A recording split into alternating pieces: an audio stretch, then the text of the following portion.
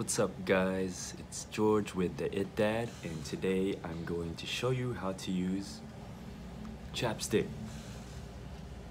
The chapstick I like to use is Burt's Bees.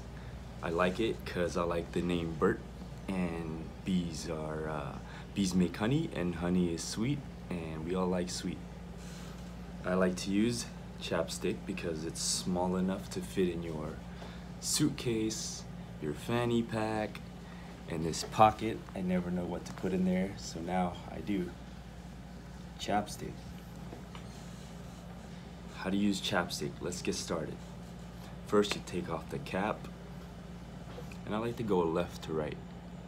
Left to right, because right to left is weird. And when you're done, that's it.